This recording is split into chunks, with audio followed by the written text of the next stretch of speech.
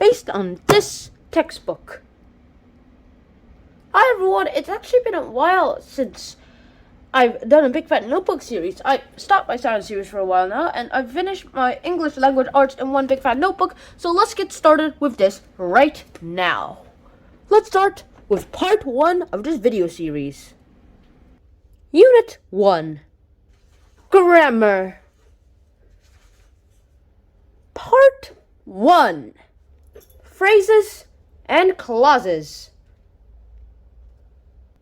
What is grammar anyway? Grammar is basically the structure of a language, not what the words mean, but the way words actually fit together, and how the words in a sentence are arranged, and the rules that are explained on how the words get used. Now think of grammar as if you're an architect. As an architect, it's your job to actually make sure that something fits together.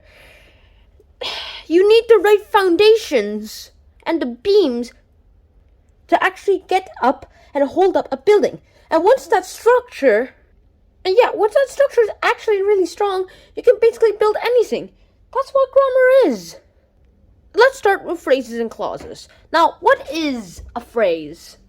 A phrase is basically a group of words that acts as a single part of speech. What's a part of speech? Nouns, verbs, adjectives, etc. Yeah, those are what phrases are. Now, a phrase never includes the subject of a sentence acting through a verb. Here are some examples of sentences with phrases. Saskia found the sunset to be heart-stoppingly beautiful. An adjective phrase. And Percy took his pet lizard into the house. A preposition. Or a preposition is a group of words that shows direction, location, time, or introduces an object. Now, there are 4 types of phrases. The first type is a noun phrase, which is a phrase that acts a lot like a noun. An example of it, a noun phrase, is the royal chef baked approximately 24 pies. A verb phrase is a phrase that acts like a verb. An example of a verb phrase is the strange rocks may be worth a fortune. An adverb phrase is a phrase that acts like an adverb. An example is she moved to the library like a spy through an enemy's headquarters. And an adjective phrase is the final phrase, which is a phrase that acts like an adjective. An example is the crowd was far more excited now than during the first half of the game. And now we know what phrases are. Now let's learn what clauses are. A clause is basically another group of words that includes at least a subject and a verb. And how do you tell clauses and phrases apart anyway? A phrase doesn't have a subject that acts through a verb. Although it does have a subject or a verb, it can't be both. Well, a clause has a subject that acts through a verb. Let's take a look here and see which one's the phrase and which one's the clause. Well, here in the nick of time, there's only a noun. So, there's no verb. So this is a phrase. While a clause has both the noun and the verb. And so this is a clause.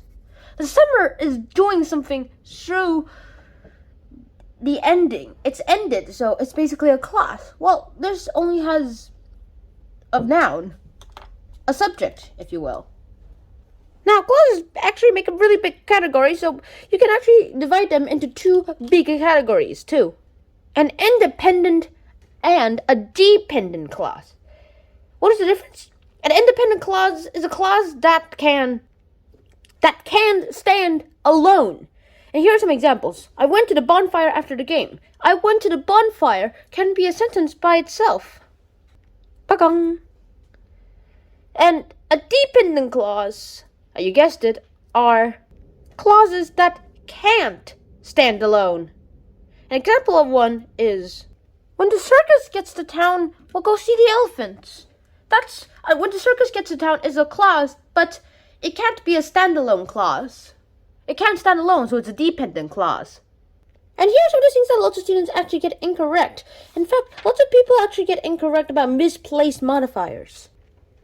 Loads of students actually get incorrect misplaced modifiers. And misplaced modifier is a phrase or a clause in the wrong place, so that no one really knows what the phrase or clause is supposed to modify. So how do you fix this misplaced modifier? You're probably thinking of a meatloaf coming into the house. Yeah. Well, here's how you fix it. In this case, you make sure modifiers are close to what they modify, not near anything else they might modify, so that no one gets confused. And so you write coming in the house. You write coming in the house for dinner before you write this. Let's take another example. A dangling modifier. A dangling modifier is basically a phrase or a clause that modifies something that is not even in the sentence. Again, no one knows what the phrase or clause is supposed to modify. I'm excited for the first game of the season. Javi's hockey skates sat in the front hall, being ready to be worn.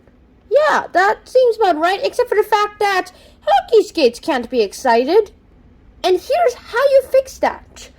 You make sure that the thing or the phrase modifies is actually in the sentence. So instead of writing Javi's hockey skates, you actually write, Javi kept his hockey skates in the front hall, ready to be worn. In fact, Javi's hockey skates can't be excited, but Javi can.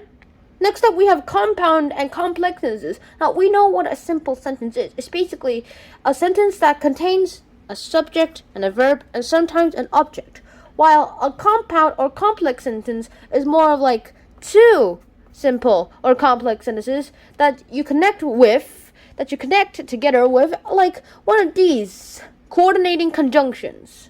You might know them because you already use them, and you remember it with AKA fanboys. I wonder if there's a superhero in the world that his name is an abbreviation of something. Oh, there is. And that's it. I really hope you guys enjoyed that episode. Hope to see you guys soon in another episode of Hunter John. And until next time, Shannon out. Peace.